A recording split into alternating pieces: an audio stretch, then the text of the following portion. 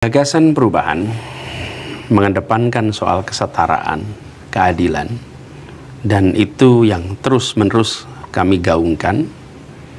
Itu adalah sesuatu yang menurut saya akan terus kami perjuangkan di dalam proses kemarin, Pilpres maupun ketika Pilkada. Itu agendanya. Dan ketika agenda ini kemudian tidak bisa dijalankan, maka kita akan cari jalur lain untuk bisa menjalankannya. Karena saya yakin bahwa semua usaha yang kita jalani itu usaha yang satu menjaga tata nilai, yang kedua pasti ada hikmah dari semua proses yang kita lewati ini. Apakah kemudian itu salah satu alasan mengapa Anda mempertimbangkan untuk membuat partai politik yang baru? Ya, jadi begini, setelah selesai proses Pilpres, banyak dari pendukung yang kemarin ikut memperjuangkan, yang kemarin mendukung, merasa aspirasi yang mereka miliki untuk perubahan itu tidak lagi dibawa. Kenapa? Karena keinginan untuk melakukan perubahan dititipkan kepada partai-partai, kemudian partai-partai ini tidak lagi berada di dalam posisi perubahan, tapi sudah ikut pada posisi keberlanjutan. Sehingga muncul aspirasi itu kuat. Nah, saya tidak mau gegabah. Saya akan hati-hati, tetapi saya tidak menutup opsi untuk pembentukan ormas ataupun partai. Karena aspirasi itu ada. Kita akan lakukan keseriusan untuk mengkaji, untuk menakar, bukan sekedar karena euforia dari lingkungan sekitar. Ayo bikin partai, ayo bikin ormas, kemudian kita jangan.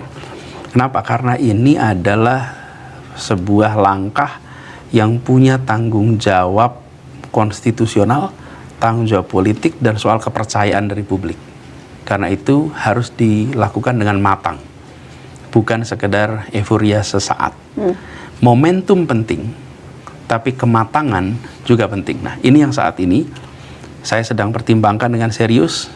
Ada beberapa yang ditugaskan untuk melakukan semacam kajian, dan dari situ nanti kita putuskan. Bikin partai ini untuk kendaraan Anies Baswedan berkuasa? Ada aspirasi yang menginginkan perubahan. Dan aspirasi itu kemarin dititipkan ketika kami berkeliling ke seluruh Indonesia. Dan itu ada wujudnya suara, lebih dari 40 juta orang yang menginginkan perubahan. Jadi ini bisa menjadi sebuah tempat bagi siapapun ingin perubahan di berbagai level. Di kabupaten, provinsi, kota, termasuk nasional. Jadi ini bukan tentang satu orang, ini adalah tentang 40 juta orang lebih nih yang menginginkan perubahan nih. Yang kemarin memang narasinya narasi perubahan.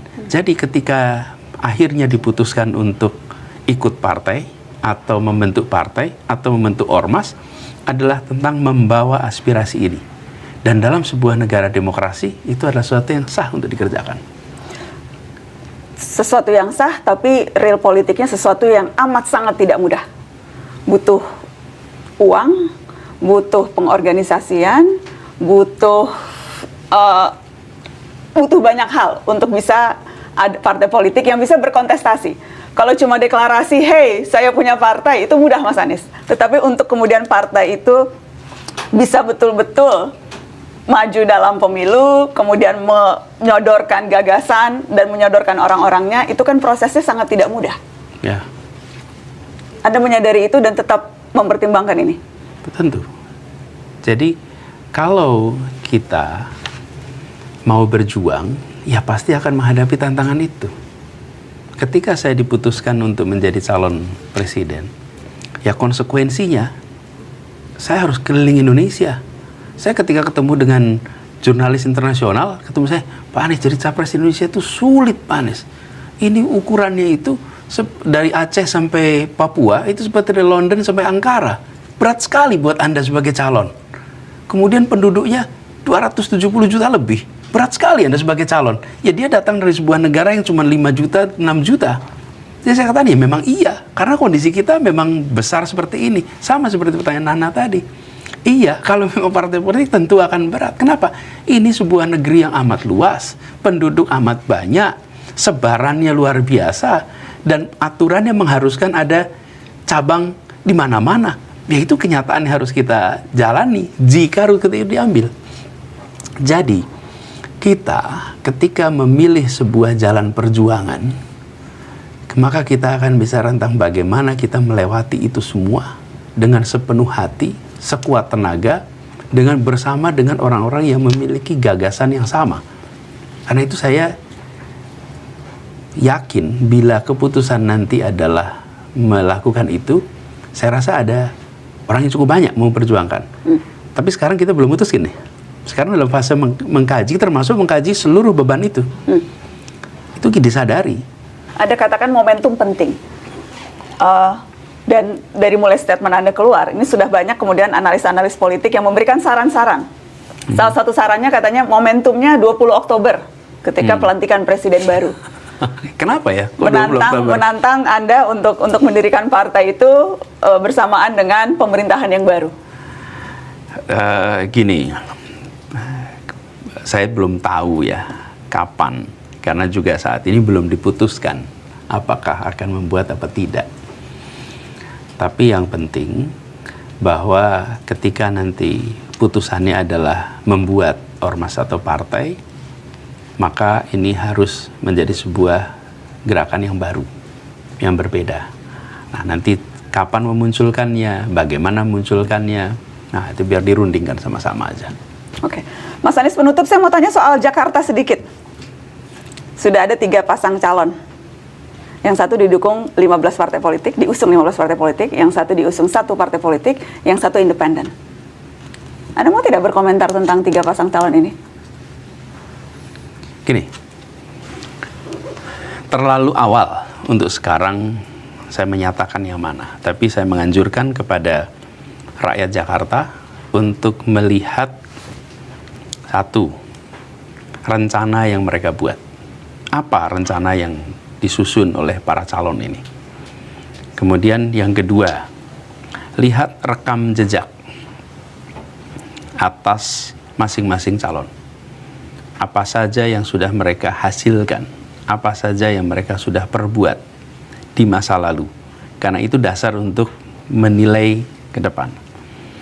Kemudian yang ketiga, seberapa dekat mereka dengan ide gagasan yang mereka bawa, sehingga itu akan bisa menyatu. Lalu setelah itu semua ada, bandingkan dengan apa yang menjadi keinginan. Tidak mungkin bisa ketemu dengan pilihan yang 100% sama, nggak mungkin. Tapi bisa membandingkan, saya kira-kira samanya 50% dengan si A, mungkin 70% dengan si B, mungkin 30% dengan si C. Itu kira-kira begitu. Nggak mungkin 100% 100%. Pasti ada seperti itu. Jadi menganjurkan untuk membandingkan. Lalu, yang menurut saya juga krusial di sini adalah pastikan Jakarta ini memperhatikan masalah yang ada di kota kita dan relevansi dengan program mereka. Itu. Ada satu agenda yang menurut yang Anda mau titipkan ke 3 paslon ini yang menurut Anda urgent harus mereka perhatikan? Dari sekian banyak PR Jakarta yang belum terselesaikan. Kami sudah menyusun lengkap gagasan untuk Jakarta 2025-2030. Dan pada waktunya nanti kami akan sampaikan itu kepada masyarakat Jakarta, dan mudah-mudahan mereka akan bisa memanfaatkan itu. Jadi ketika kami memutuskan untuk maju di Jakarta, itu ada 2 track. Satu adalah track untuk proses pemilihannya, satu adalah track tentang substansi kebijakannya. Nah, yang substansi kebijakan udah jadi, dokumennya udah ada, dan udah siap untuk dimasukkan kalau kemarin didaftarkan. Nah, ini yang nanti kami pada waktunya akan sampaikan ke publik.